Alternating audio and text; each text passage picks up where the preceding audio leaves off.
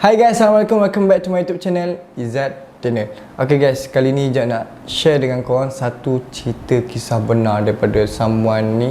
Izzat nak share supaya kita dapat jadikan cerita ni sebagai satu pengajaran. Okay, sebelum korang tengok video ni, jangan lupa subscribe, like, comment and share.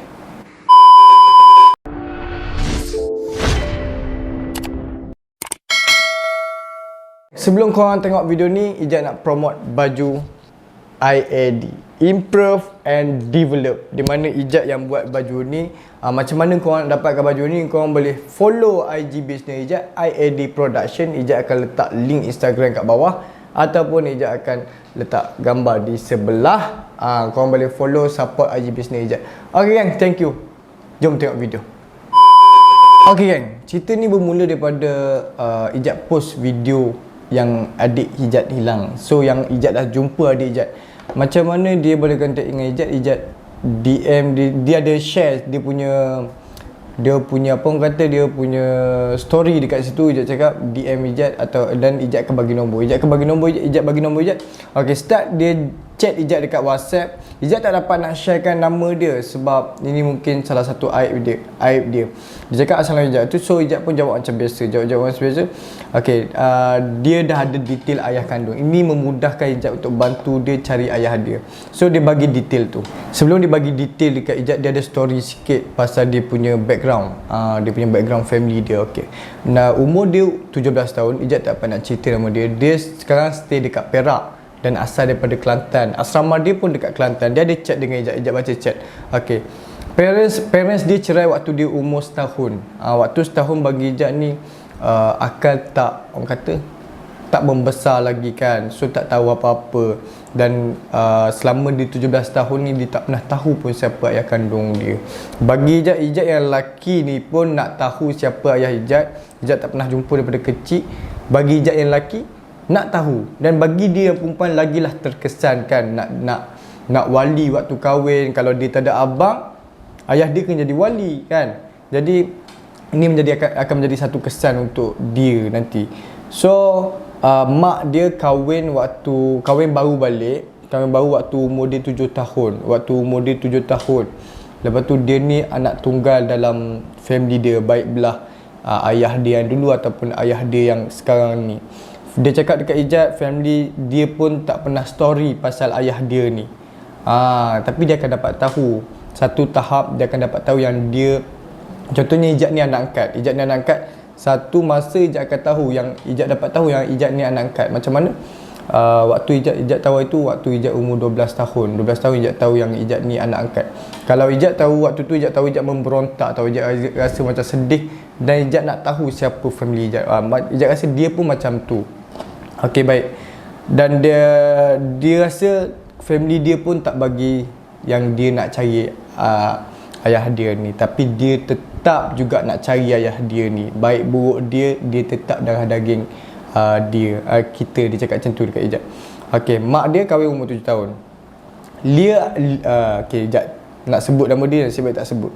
Okay, dia ada je usaha cari ayah kandung, tapi itulah susah sebab seorang. Dia seorang. Izzat ada cerita tadi, dia ni anak tunggal. Okay, masa form 3, pakcik dia ada tolong detect dia punya IC. Ada tolong detect ayah dia. Cakap pakcik dia ni ada tolong detect ayah dia punya IC. Lepas tu dia dapat alamat. Waktu tu dia tak fokus belajar, waktu form 3, sebab dia nak jumpa sangat ayah dia. Dia sampai abaikan dia punya pelajaran. Okay, lepas tu dia ada bagi alamat dekat Izzat. Waktu pakcik ke, dia cakap sir dekat situ, mungkin pakcik atau cikgu dia. Lepas tu dia dapat alamat, IC dan alamat waktu 2019. Dia ada 3 alamat. Ada 3 alamat. Okey, lepas tu dia send alamat tu semua dekat Izzat. Okey, lepas tu dengan IC sekali. Okey, lepas tu Izzat pun tolonglah. Izzat bagi dekat satu pertubuhan NGO, di mana Pertubuhan Kipas Emas. Pertubuhan Kipas Emas ni, dia lah yang membantu Izzat dalam pencarian adik Izzat. Izzat bagi detail 16 bulan, 18 bulan Izzat dapat jumpa adik Izzat. So Izzat pun, bila orang bantu Izzat, dia share macam ni, Izzat takkanlah Izzat tak nak bantu orang kan. Sedangkan orang pun dah bantu Izzat, Izzat pun kena bantu orang. Izzat share, Izzat ambil ni, Izzat share dengan ambil detail semua, Izzat share dengan pertubuhan NGO Kipas Emas ni, Tuan Remy dengan Tuan Wahab. Izzat share, hantar semua yang someone yang hantar dekat Ijat, Ijat hantar. Lepas tu tak sampai beberapa hari pun, dia dah dapat jumpa ayah dia. Okey, Ijat ada forward. Ijat ada forward yang Tuan Wahab bagi dekat Ijat. Sekarang ayah dia ada kat Fedah Palung, Jempol, Negeri Sembilan. Ayah dia ni pernah bekerja dekat satu restoran. Umur bapa dia kira-kira 41 tahun. Okey, lepas tu Ijat pun share lah kat dia, Ijat forward dekat perempuan tu tadi. Dia memang cukup happy. Ijat nampak reaksi dia kan, dia memang cukup happy. Tapi dia waktu tu dia rasa macam tak yakin adakah ayah dia ni kenal dia ni. Lepas Ijat cuba untuk meyakinkan Lia ni, Lia pun serah pada Tuhan. Dia serah pada Tuhan. Tiba-tiba dapat satu voice daripada Tuan Wahab. Dia hantar forward voice tu, kita dengar apa yang dia cakap. Betul, dia pun sekarang dah 17 umur. Mungkin nanti nak kahwin, mesti nak cari wali. Kan? Tu lah, kita pun nak tolong lah. Orang susah kan, kita tolong lah. Oh, bukan cik orang lain lah kiranya. Dia hantar gambar hari ni juga. IC. IC tu betul kan? Gambar WhatsApp. Gambar WhatsApp, gambar aku lagi tu. Ya. Gambar IC. Yang IC tu betul macam mana tu kan? IC tu. Tengok suara mana. Mana tengok kan kita cik beranak ni. Kalau IC dia macam kabur lah. Ya.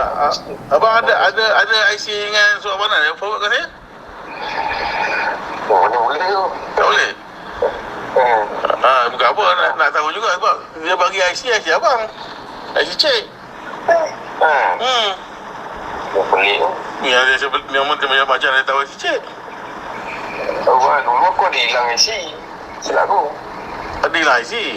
Aku ada hilang IC masa aku duduk kat Johor. Oh, tahu bila? Aku tak tahu bila aku. Dan Oh, iya ke? Aku rasa mungkin IC aku hilang kot dia orang pakai tu lah. Tapi tu aku bawa report dekat Tumas. Masa duduk kat Johor Dekat Johor. Pasal ada satu tu ada kes lagi. Kat Johor tu ada kes lagi. Aku kena saman. Betul? Saman. Tiba-tiba kat Johor saman. Aku pelik. Oh, kat Johor sama tiba-tiba ya? Dia tengok IC? Tahun yang sama lah waktu tu. Dia tengok IC tu ke Johor lah? Pasal kita hilang ke sana. Buat report kat Jemas. IC aku dia pakai sana. Mungkin insyaAllah betul kot. Dia orang pakai kot. Ya. Tu dekat pasal Akidah ni. Maknya dia kan. Tu cakap tanya mak ni. Kenapa mak dia tak boleh tahu? Jadi Rasanya mak dia marah kot. Tak nak bagi cari ayah dia. Tapi kalau marah pun jangan sampai tahap tu. Betul lah kan? Susah orang. Susahkan anak. Kesian lah. betul lah. Kesian juga tengok mana ada keluarga ni tak. Bini aku ni nasib baik bini aku okey. Dah tak okey kan. Yelah. Pecah lah. Yelah. Kita pun nak tolong orang. Bukan tak apa. Tu faham lah tu. Faham lah. Tapi IC tu yang muskil tu. Kan. Mana nak buat tu nanti. Okey. Dekat voice ni, IC yang Tuan Wahab dan Tuan Remy detect ni betul IC yang penama yang voice ni, So dekat sini dia macam dia berlaku satu konflik ataupun satu salah faham dah. Mungkin IC ni hilang, dia pun cakap IC ni hilang. Jadi dia macam bercanggah dekat situ. Bila Ijat dapat voice ni, Ijat jadi macam takut nak forward dekat someone ni. Ijat takut dekat budak ni. Ijat macam takut. Ijat rasa macam takut dia betul-betul hancur. Jadi Ijat pun kuatkan hati Ijat nak forward. So Ijat forward dekat perempuan ni. Ijat forward, dia pun cakap, tapi dia tak mengaku pun. Dia balas macam tu kat Ijat. Ijat dia macam Ijat balas sekali mungkin efek penceraian. Mungkin dia takut dengan isteri baru dia kan, ataupun dia ada family ayah dia yang dulu ni ada family lain, ada anak-anak lain kan. Jadi sebelum tu lepas tu dia check dengan Ijat lagi. Sebab tu lah pernah tanya Ijat adakah dia akan mengaku dia ni ayah dia. Ijat macam blur kat situ. Ijat tak dapat nak jawab apa-apa. Ijat pun baca lagi. Dia yakin, dia check dengan Ijat, dia yakin yang tu ayah dia. Ijat pun tak mampu nak berkata apa-apa. Ijat cakap tak apa, insyaAllah serah pada Tuhan. Lepas tu dia cek lagi Ijat. Lepas tu Ijat dapat satu cek daripada Tuan Wahab. Bapa pun tak mengaku anak. Itu yang menjadi kesan. Memang kesan sangat-sangat untuk perempuan ni. Lagilah sedih. Lagi sedih sebab apa? Sebab ayah tak mengaku anak. Sepanjang Ijat hidup kan, Ijat rasa sejahat-jahat anak, bapa mana yang tak sayangkan anak. Mungkin ada satu faktor yang membuatkan dia ni tak mengaku ni anak dia. Ijat rasa mungkin disebabkan perceraian, bukan disebabkan anak dia jahat. Bagi Ijat, perempuan ni baik, perempuan ni sangat baik. Kalau dia tak baik, dia tak nak tahu pun siapa ayah dia. Jadi dekat sini, the moral of the story, penceraian ni akan menjadi efek untuk jangka masa yang panjang tau, jangka masa yang lama. Dia akan efek masa akan datang. Ijat pun pernah bercerai dan Ijat rasa keputusan yang paling menyesal Ijat buat adalah bercerai. Ijat rasa macam tu. Sebab Ijat pun tak pernah fikir waktu tu anak Ijat mesti nak dapat kasih sayang daripada Ijat. Ijat pun tak pernah fikir waktu tu. Ijat rasa sangat menyesal, tapi Ijat berpegang dengan kata-kata di setiap apa yang berlaku pasti ada hikmahnya. Okey geng, Ijat nak buat satu iklan sekejap. Okey, Ijat nak promote satu agensi debt collector di mana dia yang membantu daripada segi korang kena tipu skim cepat kaya ke, korang kena tipu dengan scammer ke, korang perlu apa-apa segala bantuan yang korang perlukan, korang boleh contact dengan syarikat ni, debt collector ataupun pertubuhan NGO Kipas Emas. InsyaAllah dia orang boleh bantu. Ijat akan letak nombor dia orang di description, korang boleh contact dia orang. Dia orang ni sangat membantu. Ijat pun dah tengok gambar-gambar, banyak gambar yang dia orang bantu, pergi bagi bantuan orang yang memerlukan, dan sesiapa yang orang kata kena tipu ke apa, boleh contact dengan syarikat kutip hutang ni yang akan membantu korang. InsyaAllah dia akan bantu. InsyaAllah kita akan diorang akan membantu anda. Okey, baik, jom sama tengok video. Banyak lagi story yang Ijat dapat, Ijat terima di Instagram pasal adik yang hilang ke, pasal ayah yang hilang. Nanti Ijat akan share dengan korang. Kalau video ni banyak kekurangan, Ijat akan cuba perbaiki. Ijat akan cuba mantapkan dalam segi penyampaian. InsyaAllah Ijat pun baru lagi cuba untuk menyampaikan ni. Cara video ni Ijat nampak banyak yang kurang dari Ijat. Sebelum tu Ijat nak mohon maaf di video prank yang lepas. Mungkin Ijat pun ada kesilapan, mungkin daripada cara percakapan Ijat tu membuatkan korang salah faham dengan Ijat.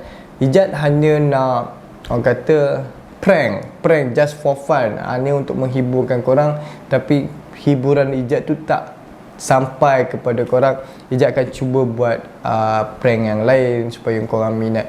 Jadi Ijat mohon maaf sekali lagi. Terima kasih korang yang support Ijat baik. Ijat dapat terima banyak kecaman di TikTok. Ijat tengok komen-komen, Ijat rasa macam itu salah satu pembakar semangat Ijat untuk Ijat perbaiki kesilapan Ijat yang lepas. Ijat banyak silap di prank-prank yang lepas. Betul kata korang, kata-kata tu satu doa. InsyaAllah Ijat akan cuba ubah kesilapan yang Ijat buat dan Ijat akan belajar daripada kesilapan. Terima kasih korang yang support Ijat. Terima kasih sekali lagi. Yang mana baru singgah channel ni, jangan lupa subscribe, like, comment and share. Ok gang, jumpa di next video. Assalamualaikum.